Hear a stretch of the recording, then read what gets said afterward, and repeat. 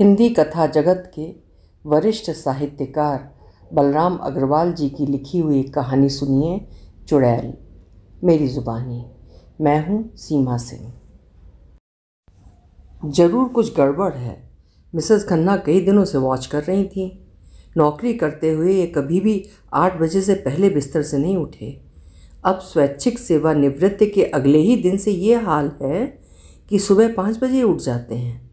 शौच आदि से निपट कर सही 6 बजे घर से निकल जाते हैं। मॉर्निंग वॉक तो जैसे इनकी कुंडली में ही नहीं लिखा था, लेकिन अब ये पार्क में जाने लगे हैं।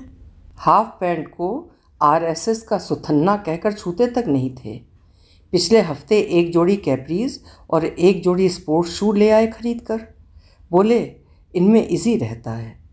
घर के दरवाजे से निकलते ही जॉगिंग शुरू कर देते हैं और गजब की बात यह कि लौट कर आते हैं 9 सवा 9 बजे। गरज ये कि सुबह के 3 घंटे पार्क की भेंट चढ़ाने लगे हैं।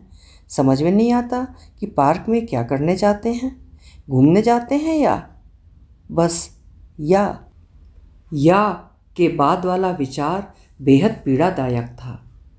वो विचार मन में आते ही मिसेस खन्ना सिर से पांव तक जैसे हिल सी गई। उस चुड़ैल की वजह से ही तो नहीं ले बैठे हैं वॉलंटरी रिटायरमेंट। वो मन ही मन सोचने लगी, हे भगवान, बुढ़ापे में जग हंसाई न करा बैठे, ये देखना पड़ेगा।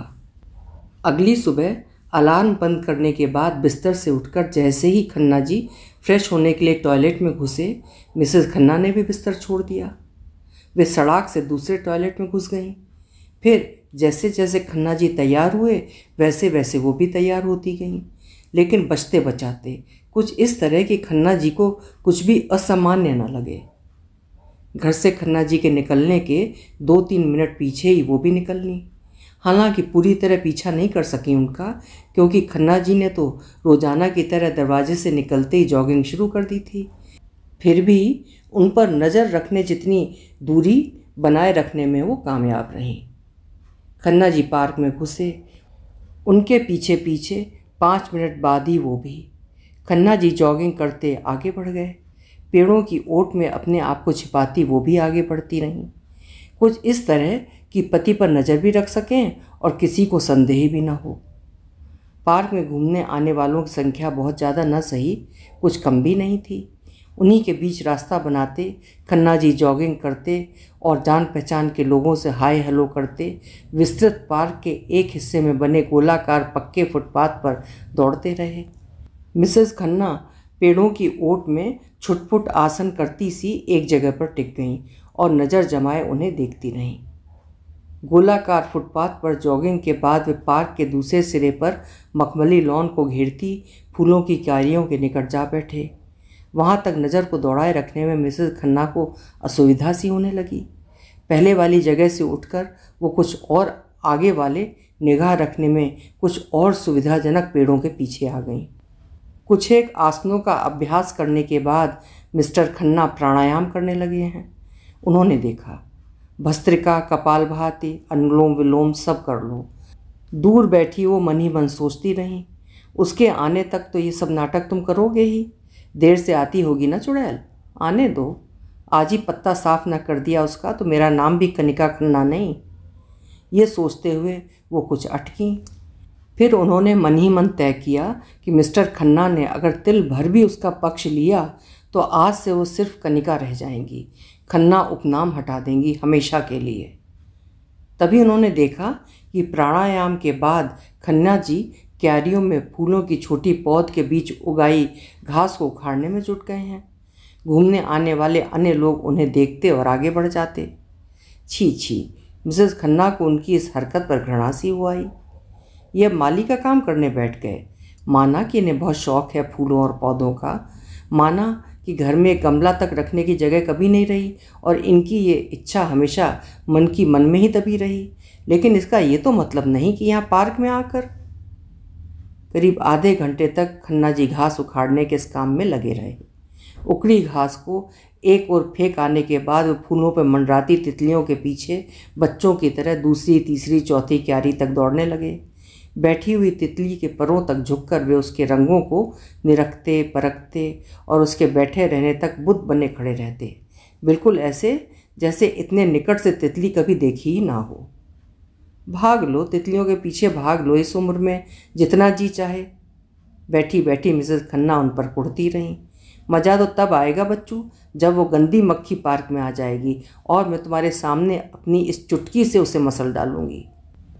उधर वे बुत बने खड़े थे कि रबर की एक गेंद उनके पांव पर आकर लगी। उनका ध्यान भंग हो गया। वे धीरे से दाईं ओर झुके और गेंद को उठा लिया। अंकल इधर, जल्दी जल्दी। क्यारियों से दूर पार्क के नज़दीक वाले एक कोने में क्रिकेट खेल रहे कुछ बच्चों में से फील्डिंग कर रहे बच्चे चिल्लाए। उन्होंने चिल्ला रहे बच्चों की ओर गेंद को न उछालकर उसे जहाँ का तहाँ डाल दिया और ज़ोर से चिल्लाए, ओए मैं अंपायरिंग करूँगा, फील्डिंग नहीं।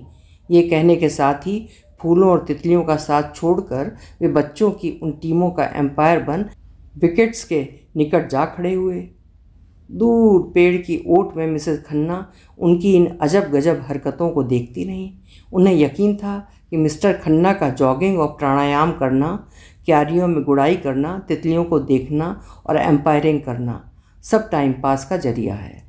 ऐसा करके वो उस चुड़ैल के आने तक का समय किसी न किसी तरह बिता रहे हैं। उसके आ जाने के बाद पार्क के किसी घने झुरमुट में अनिर्वचनीय महा आनंददायक प्रेमालाप होगा। बस उनके मन रूपी कढ़ा के डाह रूपी खौलते तेल में पति के प्रेमालाप के इन दृश्यों ने एकदम उफान ला दिया। क्रोध से उनका पूरा बदन हिल सा गया। माथे पर पसीने की बूंदें छलछला आईं, सांसें गहरी गहरी चलने लगीं। पूरी खुली होने के बावजूद भी आंखों से जैसे दिखना बंद हो गया। चलें? एकाएक ये शब्द सुनकर उनकी तंद्रा टूटी। वो बुरी तरह चौंक गईं। खन्ना जी बच्चों के पास से चलकर कब उन तक आप पहुँचे उन्हें पता ही न चला। आसन और प्राणायाम जैसी चीज़ें भी पति से छिपकर चुपचाप करोगी? भाई ये तो हद हो गई तुम्हारे संकोची स्वभाव की, खन्ना जी उनसे कह रहे थे। सुबह को मेरे सोए रहने तक ही ये सब चुपचाप निपटाती रही हो, ये तो मुझे मालूम था, लेकिन यहाँ पार्क में आकर करने की भी ललक जाग उठेगी, ये मैं नहीं सोच पाया था।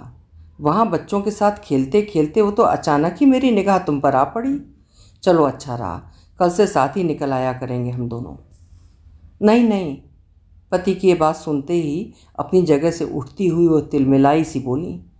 उन्हें दरअसल पहले ही दिन अपने देख लिए जाने पर हार्दिक अफसोस हो रहा था। जैसी आपकी मर्जी, खन्ना जी बोले। भाई अपना तो एक ही उसूल है, जिसमें सब राजी उसमें रब राजी। पर इतना मैं ज़रूर कहूँगा कि अच्छे कामों को करने में आदमी को संकोच नहीं करना चाहिए। कल से, फिर कल से चोरी करते पकड़े गए सफ़ेद पोश की तरह मिसेस खन्ना धीमे लेकिन तीखे स्वर में पुनः पति पर गुर्राईं। घर का कामकाज भी देखना है ना, कुदान मारने को रोज़ रोज़ यहाँ चले आना मेरे लिए मुमकिन नहीं। मैं अपने हिसाब से खुद ही करूँगी ये सब। दरअसल चुड़ैल की पकड़ तो तभी संभव थी जब वो खन्ना जी के साथ ना आएं और इस तरह घर से निकलें कि खन्ना जी को उनके द्वारा अपना पीछा करने का आभास तक न हो। इस एहसास से कि खन्ना जी तो अपने जीवन की दूसरी पारी खेल रहे हैं, वो दूर थी, बहुत दूर।